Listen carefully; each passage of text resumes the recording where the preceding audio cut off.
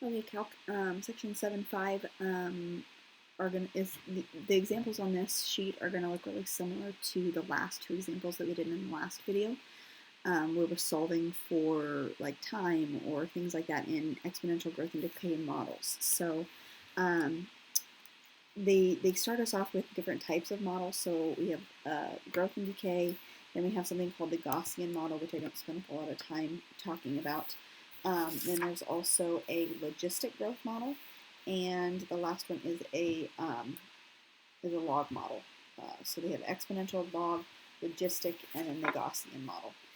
So those four. And basically solving these, you're going to use the same kind of procedure. So exponential growth and decay, here's examples of growth and decay functions. You'll have an exponent's the base to some variable, base to some variable.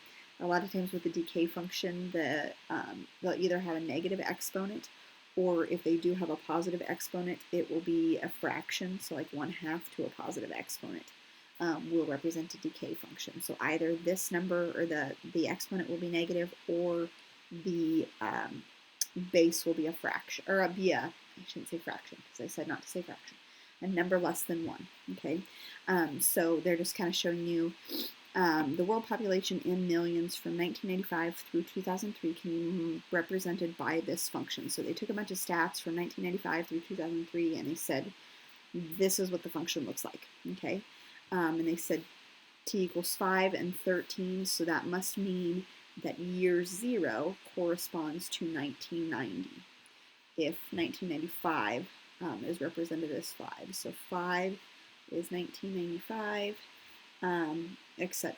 Okay. According to this model, when will the world population reach 6.8 billion? Okay. Now this is in millions. Okay, so this is 530 million.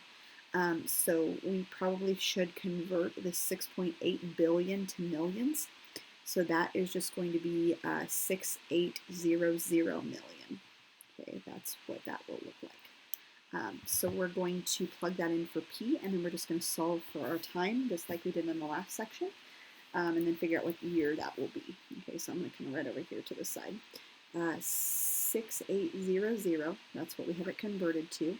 530 e 0.012922t, that's a lot of numbers. Okay, so first thing we're going to do is we're going to divide the 530 over to the other side. Divide by 530, divide by 530. Okay, and I'm going to do that on my calculator.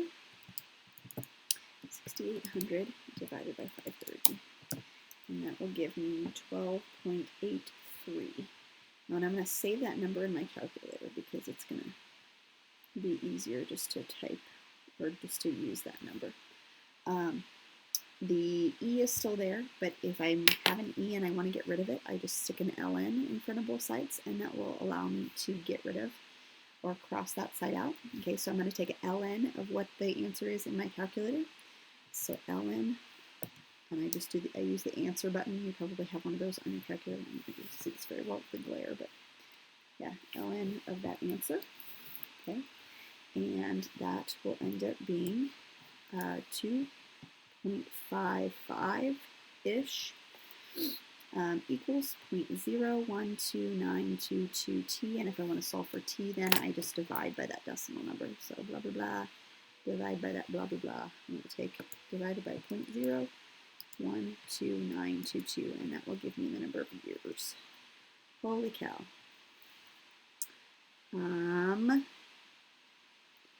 P is the population in millions. Is that right? I had 197. That's a lot. Unless I didn't convert my millions to billions, right?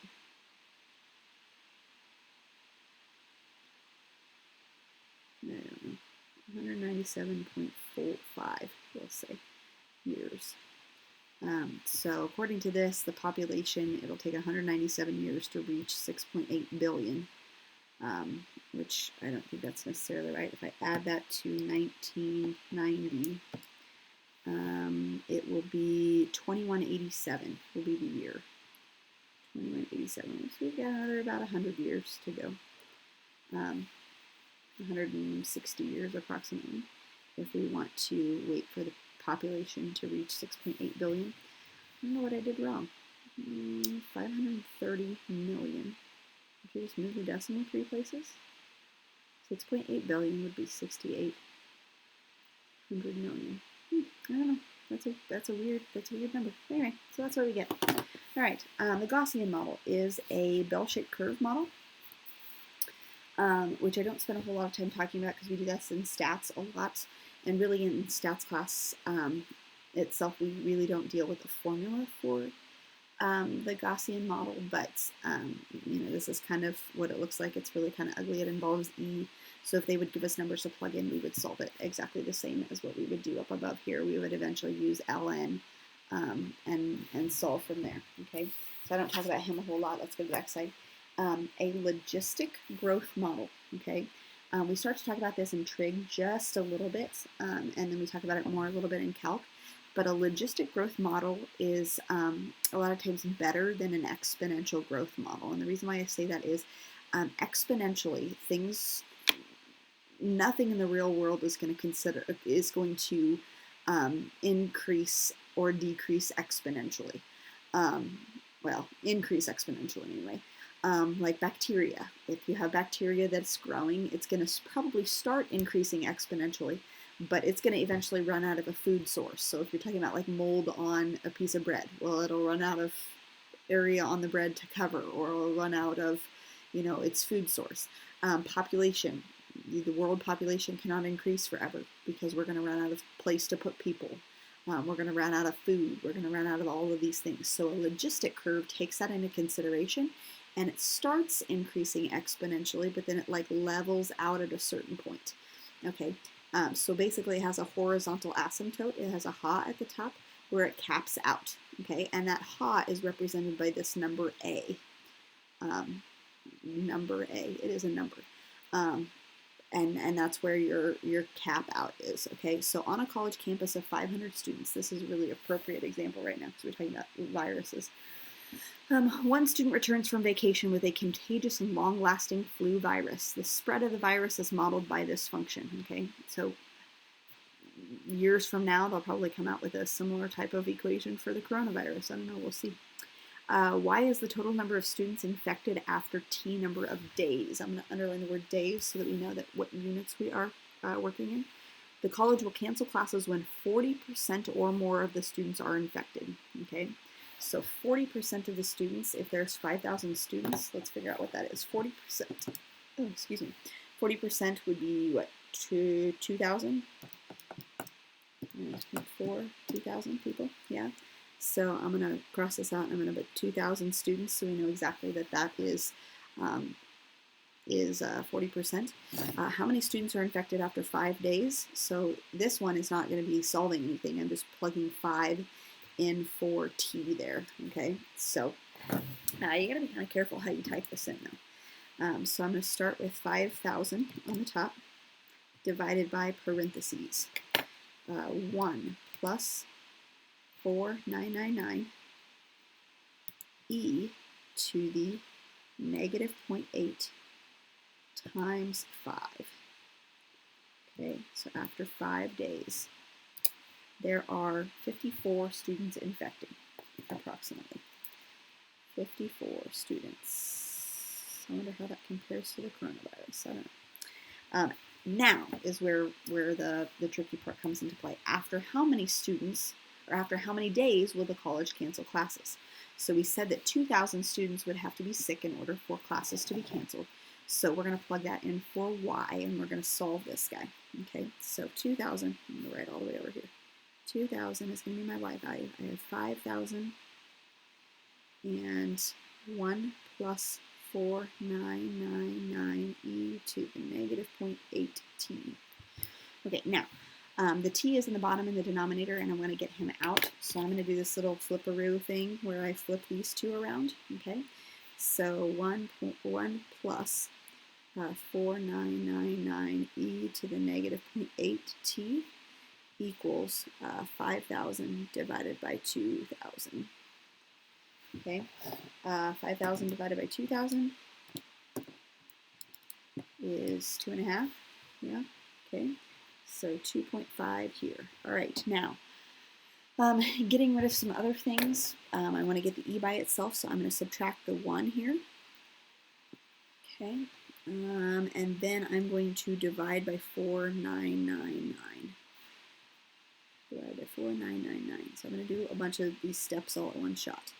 I have e to the negative 0.8t, and I have 2.5 here, and I want to subtract 1 from that, and I want to divide by 4,999, which is going to give me a really small decimal. 0.0003, and a bunch more zeros. Okay, now I have an e and I want to get rid of it, so I'm going to do an ln for both sides. Okay, negative 0.8t is going to be ln of that number. So ln of the answer is negative 8.111, or 112, I guess. So it reduces to. And if I divide by negative 0.8,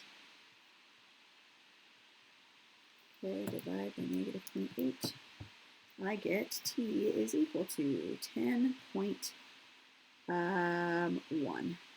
Okay, and 10.1 represents 10.1 days. So if this is spreading the way that it goes, it will only take 10 days to infect over 40% of the students. Okay, that might be about the same rate of the coronavirus, although the only problem with the coronavirus is you don't know if you're infected because you don't a lot of times show symptoms until you've been exposed 2 to 14 days. So it probably would take longer than 10 days for people to realize that they had the coronavirus, but it would end up infecting that many people that quickly, probably. Okay, so that's kind of an interesting example, and you know, kind of interesting to see how that works.